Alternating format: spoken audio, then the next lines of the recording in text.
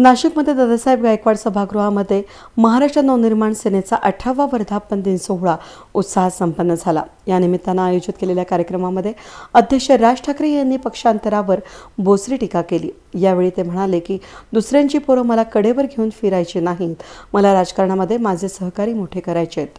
नाशिकच्या मेळाव्यामध्ये ते बोलत होते। परंतु आता केतन जोशी हे जे तुम्हाला सांगत होते, समजवत होते, ते तुमच्यासाठी समजवत होते।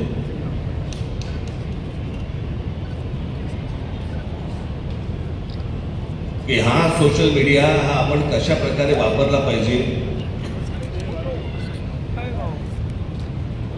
राजकारणासाठी म्हणून याचा कसा वापर केला पाहिजे,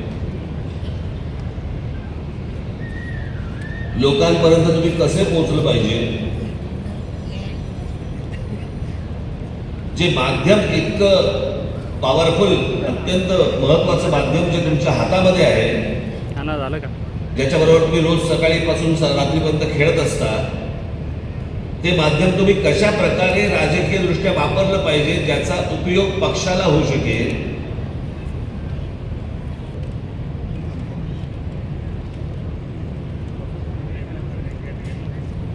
माझ्याही बाबतीत काय काय टाकतात, घे ना, तुझं घेऊन ठेवू, माझं सातकर गाडी येते, दरवाजा उघडतो, मी खाली उतरतो आणि मागे रा रा रा रा रा रा रा रा, अरे काय म्हणजे काय,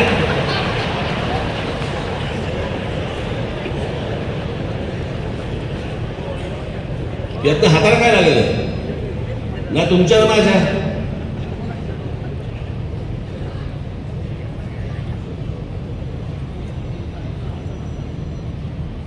आणि मग काहीतरी आपल्या गाड्या दाखवायच्या, लाईट दाखवायचे, माणसं उतरताना दाखवायचे, यातनं कोणीही ते पाहत नाही। तुम्ही जर पक्षाच्या नावाने जर समजा सोशल मीडियावरती जर तुमचा कंटेंट, तुमची गोष्ट जर समजा लोकांपर्यंत पाठवणार असाल, पक्ष आला कोणताही असू दे, लोक पाहत नाहीत। त्याच्याबद्दल जर समजा काहीतरी गोष्ट मिळणार असेल, त्यांना ऐकायला मिळणार असेल, पाहायला मिळणार असेल, तर लोक पाहतात, आणि ते पाहत नाही असो। पण सोशल मीडियाचा कसा वापर करायचा याबद्दलचं मी केतन जोशी यांची मी काही व्याख्यानं मी काही शहरांमध्ये, जिल्ह्यांमध्ये आपल्या महाराष्ट्र सैनिकांसाठी ठेवणार आहे की त्यांनी ते कसं वापरलं पाहिजे यासाठी। ज्यांना राजकीय महत्वाकांक्षा आहे त्यांनीच तिथे यावं। आज महाराष्ट्र नवनिर्माण सेनेला 18 वर्ष पूर्ण होत आहेत।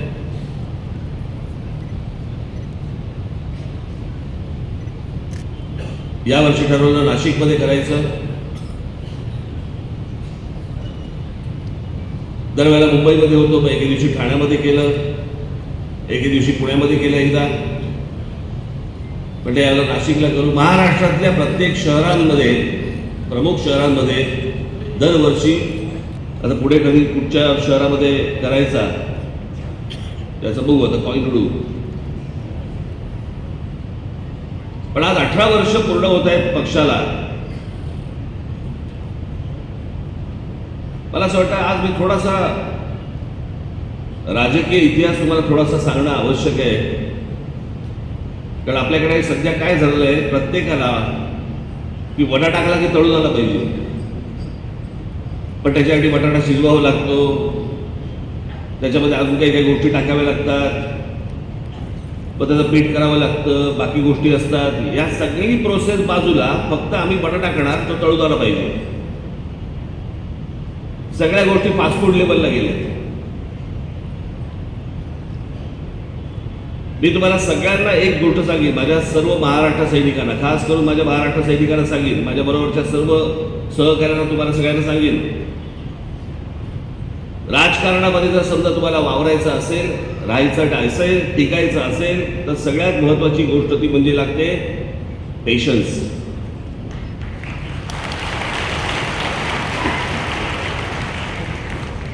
तुमच्या आजूबाजूचे इतर जे आपले राजकीय पक्ष आहेत यांचं यश तुम्हाला आत्ता दिसतंय,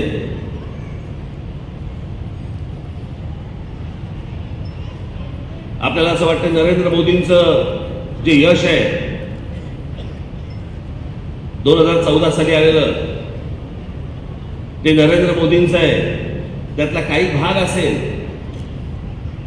पण ते संपूर्ण श्रेय इतकी वर्ष त्या पक्षासाठी झटत असलेले जे कार्यकर्ते त्यांचे आहेत ना, त्यांचं आहे ते श्रेय. 1952 साली पक्ष स्थापन झाला त्यांचा. 1952 साली जनसंघ, तो 1980 साली त्याचा भारतीय जनता पक्ष असं झालं नामकरण.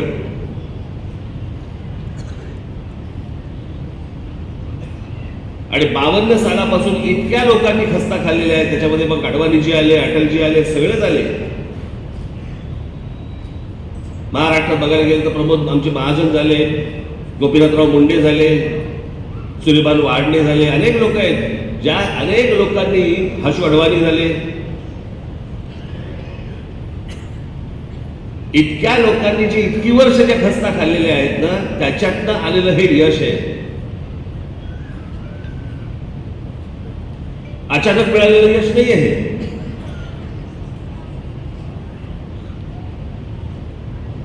अटलजींचं सरकार ज्यावेळेला आलं ते देखील कसं आलं. पहिलं आलं किती 13 दिवसांचं, दुसरं आलं 13 महिन्याचं, नंतर आलं 4.5 वर्षाचं, नंतर परत 10 वर्ष काँग्रेस होती.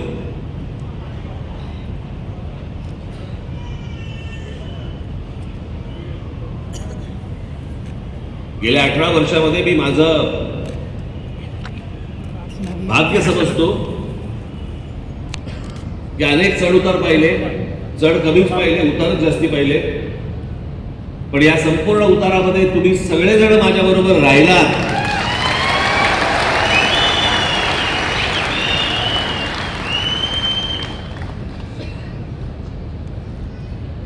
यश काय, कुठे जातं यश? मिळणार, निश्चित मिळणार.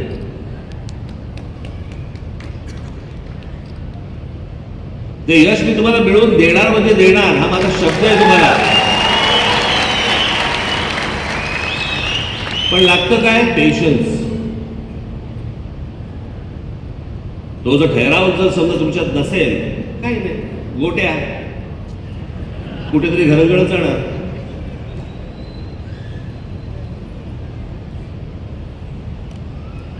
आणि मला ना, मी तुम्हाला खरं सांगतो, मला ना माझ्या कडेवरती माझी पोरं खेळवायची.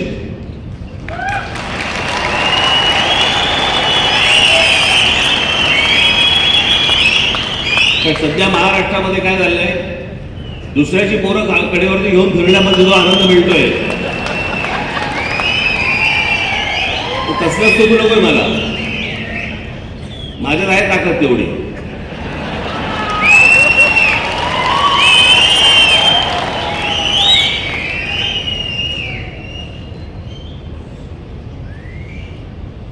पण हे पक्ष उभं करणं, पक्ष चालवणं, राष्ट्रवादी काँग्रेस पक्ष आपल्या आधी 10 वर्ष अगोदर आला, पण त्याला मी पक्ष नाही म्हणणार. तो निवडून येणाऱ्या माणसांची बांधलेली मोळी येते. आणि शरद पवार साहेब हेच करत आले आजपर्यंत. जे जे निवडून येतात त्यांना बरोबर घेतात, त्याची एक मोळी बांधतात आणि सांगतात हा माझा पक्ष. ते वेगळे झाले तरी ते निवडून येणार आहेत. आता तर झालेच. पण या महाराष्ट्रामध्ये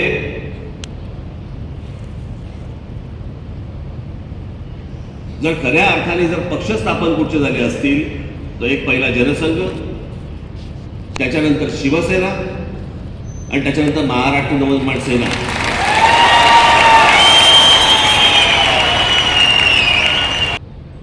असे हजारो तरुणी या पक्षामध्ये आहेत की जे अनेक ठिकाणी नावारूपाला आले, मोठे झाले, होत आहेत, अजूनही होतील. तुमच्यातले अनेक आमदार होतील, नगरसेवक होतील.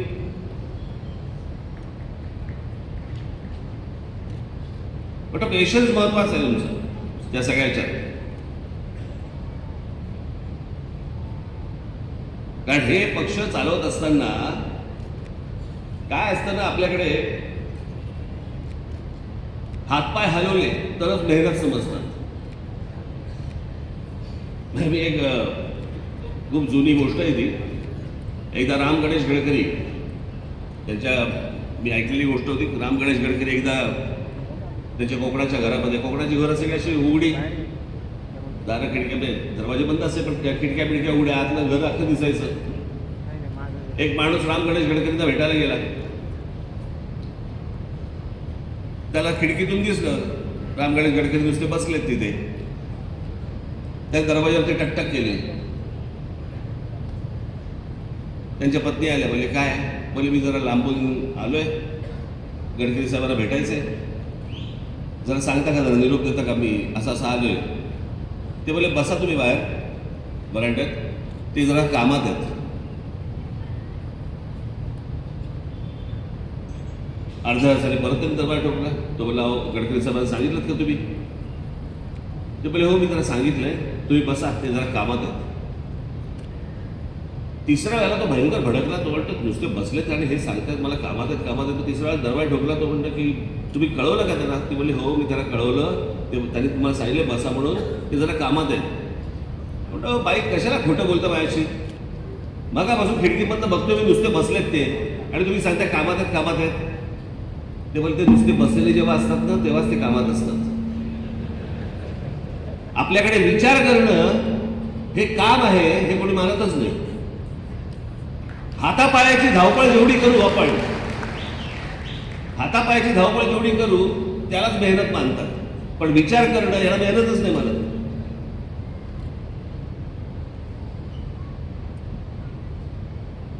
अनेक वेळेला अशा गोष्टी असतात की ज्याला एक काही बाबा स्ट्रॅटेजीचा भाग असतो. काही वेळेला काही गोष्टी सांगता येत नाहीत.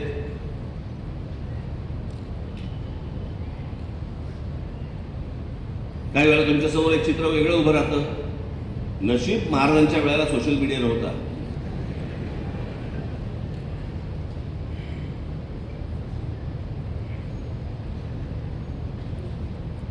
आणि आजचे पत्रकार पण नव्हते. तर पत्रकार परिषदेमध्ये विचारलं असतं महाराजांना तरी, महाराज जरा तो गनिमी कामा सांगता का काय होता तो? त्या दिवशी इथे मी आलो. कुठे बसले आमचे पत्रकार बाजू? हा इथे बसलेत सगळे. त्या दिवशी मी इथे आलो, पत्रकार परिषद घेतली. काय विचारावं एका माणसाने मला प्रश्न. मला म्हटलं नरेंद्र मोदी सध्या महाराष्ट्रामध्ये फिरतायत, सभा घेत आहेत, तुम्हाला वाटतं ते लोकसभेसाठी घेत असतील? मी म्हटलं चला हे माझ्या लक्षातच नाही आलं, म्हटलं ते लोकसभेसाठी घेत असतील. म्हटलं विलक्षण, म्हटलं तुम्हाला डोळेच उघडलेस. हा काय प्रश्न आहे?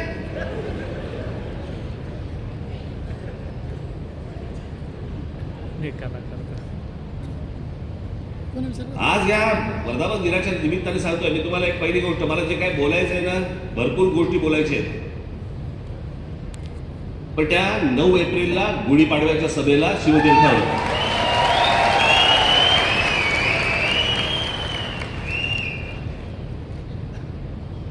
महाराष्ट्र नवनिर्माण सेनेने आज असंख्य कामं केली, अनेक कामं केली, अनेक आंदोलनं केली, यशस्वी आंदोलनं केली.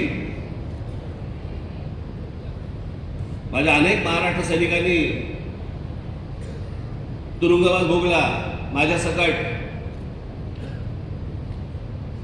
लाट्याकाट्या खाल्ल्या महाराष्ट्रासाठी, मराठी माणसासाठी. आणि मग आपले विरोधक आहेत ना, जे पत्रकारितेमध्ये पण आहेत, हे आपले विरोधक सगळ्या गोष्टी पसरवतात. हे काय सुरुवात करतात पण शेवट करत नाही. आम्ही सुरुवात करतो आणि शेवट करत नाही. एक आंदोलन दाखवायचं मला ज्याचा शेवट नाही केला.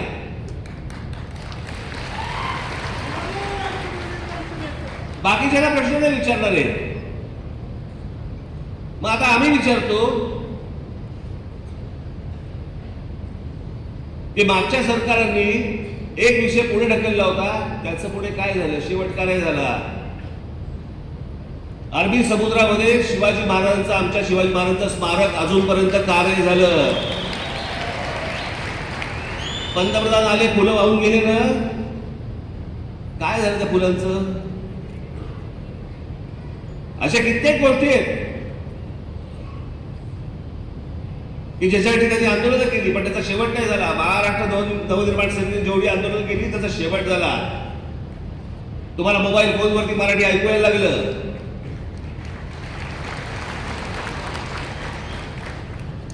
टोल नाके बंद झाले.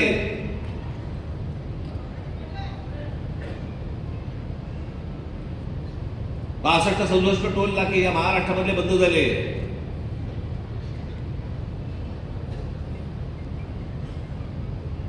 आणि मी पहिल्यापासून सांगत होतो, आपली भूमिका स्वच्छ होती, प्रामाणिक होती, आहे. टोल तर जगभर चालतात. आमचं म्हणणं होतं तिथून टोल बंद जे पैसे येतात ते किती येतात आणि जातात कुठे. आमचा मुंबई गोवा रस्ता अजूनही भीषण आहे. मुंबई नाशिक रस्ता भीषण झालाय. रस्ते आम्हाला नीट करता येत नाही, टोल वसूल करताय. मराठी पाट्या झाल्या. पण हे डरपोक सरकार, आधी जे उद्धव ठाकरे सरकार होतं त्या काळामध्ये आपण हे भोंग्याच्या बद्दल बोललो. ते भोंग्याच्या बद्दल बोलल्यावरती माझ्या 17,000 महाराष्ट्र सैनिकांवरती केसेस टाकले होते. आणि हे म्हणे स्वतःला समजतात हिंदुत्ववादी. 17,000 माझ्या पोरांवरती केसेस टाकल्यात तुम्ही. काय चुकीचं केलं होतं त्यांनी? ज्या भोंग्यांचा मुस्लिम समाजालाही त्रास होतो,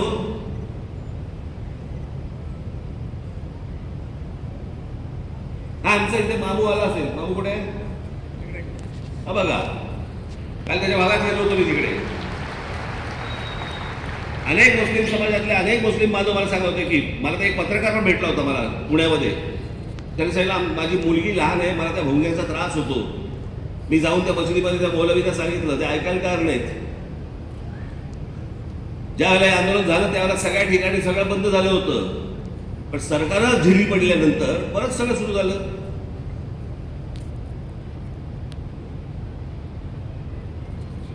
तुमच्या सगळ्यांच्या कष्टाबद्दल एकदा हे राज्य माझ्या हातात द्या. सगळे भोंगे एक साथ बंद करून टाकतो.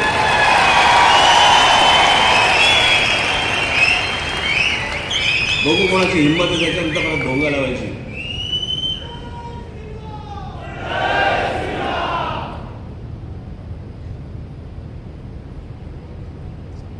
त्या समुद्रावरती अनधिकृत दर्गा बांधत होते. एका रात्रीत तोडायला लावला.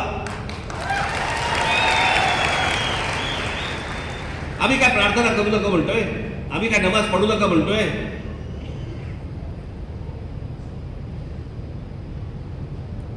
आम्ही बाकीच्या कुठच्या गोष्टींना हात घालतोय? अरे समुद्रावरती हळूहळू हळूहळू सुरू करताय. ते झाल्यानंतर तुम्ही महत्वाची गोष्ट तर ती बघा, ते झाल्यानंतर देखील मुस्लिम समाजाकडनं कोणती प्रतिक्रिया नाही आली. कारण त्यांनाही कळले अनधिकृत आहे. पण हे केलं कोणी? का सरकारच्या लक्षात नाही आलं?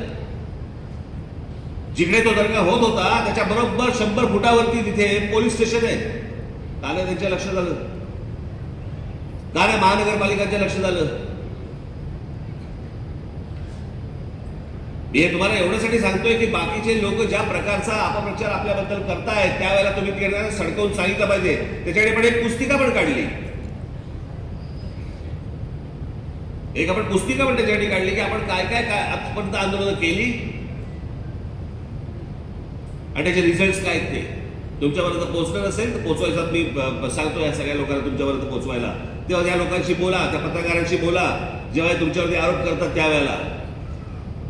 गेल्या 18 वर्षामध्ये आपल्या पक्षाने जेवढी आंदोलनं केली, यशस्वी आंदोलनं केली, इतर कोणत्याही राजकीय पक्षाने केलेली नाहीये.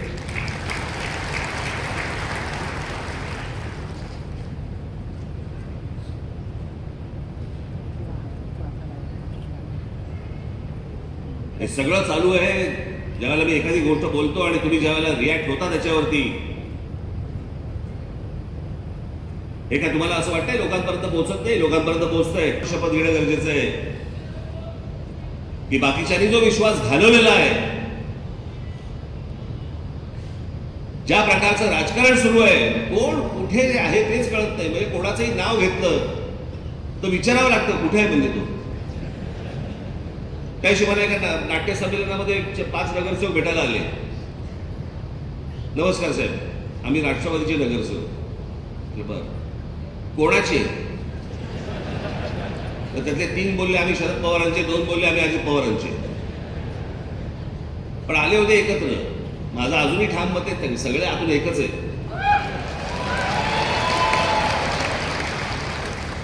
सगळं आतून एकच आहे. फक्त येणे बनवतायत, तुम्हाला मूर्ख बनवतायत. आपापलं सगळं ह्यांचं राजकारण सगळं सुरू आहे आणि महाराष्ट्राची फक्त माती होती. आणि मग महाराष्ट्र एकसंघ राहू नये याच्यासाठी मग जातीची विष पसरवलं जातात, जातीचं विष.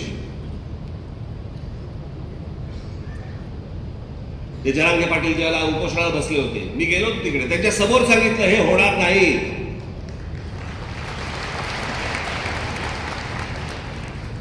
होणार नाही याचा अर्थ होऊ नये असा नाहीये. टेक्निकली हे होऊ शकत नाही.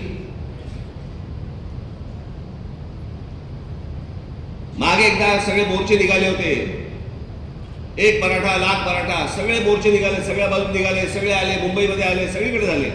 काय झालं पुढे?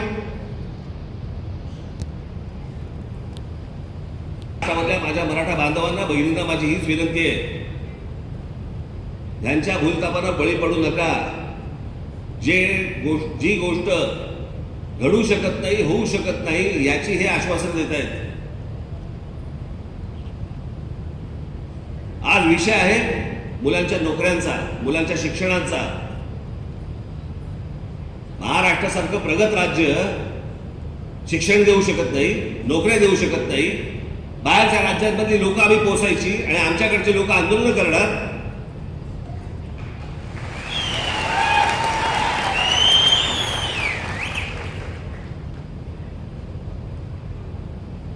या राज्याला सहज शक्य आहे.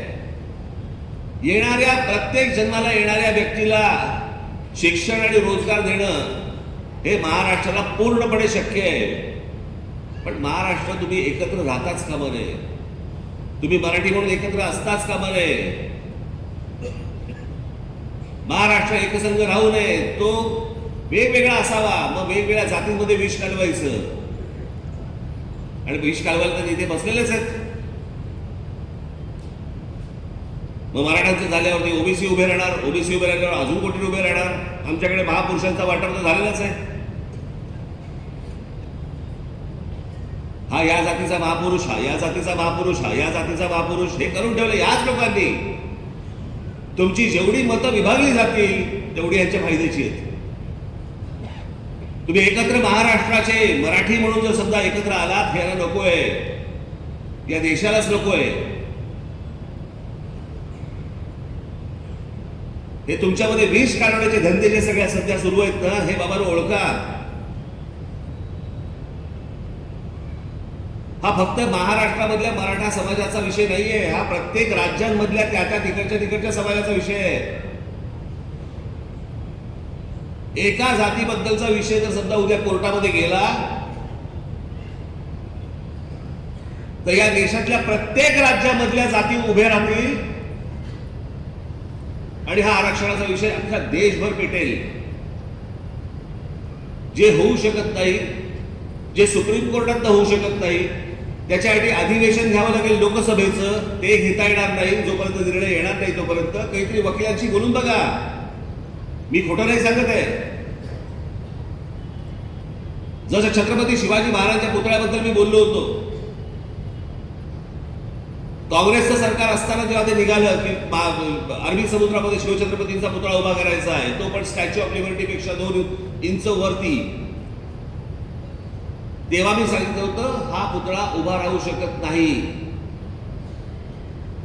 जिथे स्टॅच्यू ऑफ लिबर्टी उभा आहे ते एका आयलंड वरती उभा आहे, दगडी आयलंड वरती, जे खाली जात नाही. इथे जर समुद्रामध्ये उभं करायचं असेल तर भरणी टाकावी लागेल, समुद्र येतो.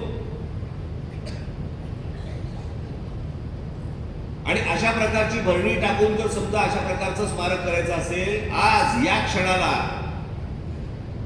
त्याला किमान 25 ते 30 हजार कोटी रुपये लागतील कमीत कमी. मी म्हटलं रे, शिवछत्रपतींच्या आमच्या राजाची खरी स्मारक हे गडकिल्ले आहेत.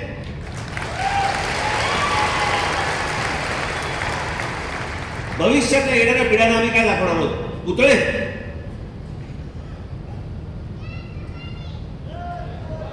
आमच्या राजाने केलेलं जे काय म्हणू आपण त्याला, त्यांचं यश, कर्तृत्व, त्यांचं मोठेपण, हे सगळं त्या गडकिल्ल्यांवरती आहे. तो इतिहास आहे आपला. जसं पूर्वीसारखं जसे गड होते तसे जर समजा उद्या ते गड झाले तर पुढच्या येणाऱ्या पिढ्यांना आपण इतिहास सांगू शकू.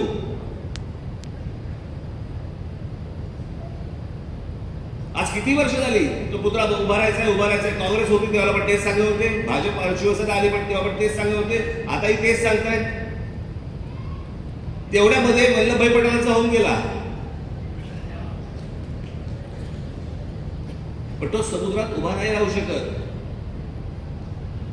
मी तुम्हाला सांगतोय, हे नीट विचार करून सांगतोय, कोणाला तरी विचारून सांगतोय.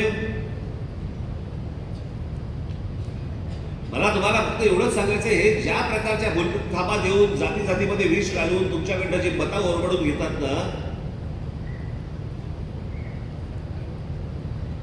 आणि ज्या प्रकारची प्रतारणा जे तुमच्याशी करतात, ती मला असं वाटतं तुम्ही ओळखणं गरजेचं आहे, आवश्यक आहे. आज आपला 18वा वर्धापन दिन आहे. या 18व्या वर्धापन दिनाच्या निमित्ताने आपण फक्त एक शपथ घेऊया की जे जे काही शक्य असेल ते मी या महाराष्ट्रासाठी करीन. जे जे माझ्याकडनं शक्य असेल ते या महाराष्ट्रातल्या हिंदू समाजासाठी, हिंदूंसाठी आणि मराठी माणसासाठी करीन.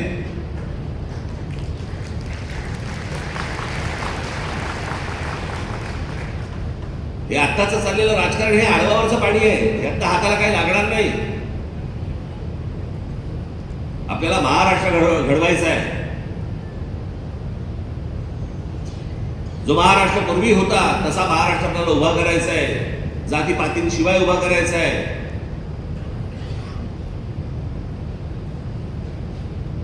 आणि मला माझ्या महाराष्ट्र नवनिर्माण सेनेमध्ये कोणत्याही प्रकारे कोणी एकमेकांकडे जातीने पाहिलेलं मला चालणार नाही.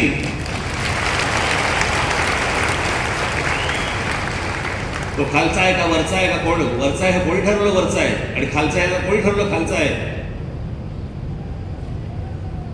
शिवछत्रपतींचं नाव घ्यायचं, ज्या माणसाने 18 पगड जातींना एकत्र घेऊन स्वराज्याची स्थापना केली, हे वाक्य बोलायचं आणि जाती जातीमध्ये भेद निर्माण करायची.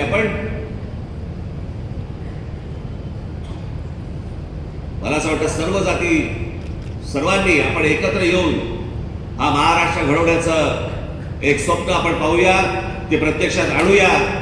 आणि आज या 18व्या वर्धापन दिनानिमित्त मी आपल्याला सर्वांना मनपूर्वक शुभेच्छा देतो. येणाऱ्या निवडणुकांचे काय निर्णय घ्यायचे ते लवकरच तुमच्यासमोर मी सांगेन, आणेन. तोपर्यंत आणि पुढे पण काय ठेवायचे तुम्ही? पेशन्स. जय हिंद, जय महाराष्ट्र. यावेळेस नाशिक मनसेच्या वतीनं राज ठाकरे यांचा भव्य असा सत्कार करण्यात आला. वेद न्यूजसाठी प्रतिनिधी कमलाकर तिवडे, नाशिक.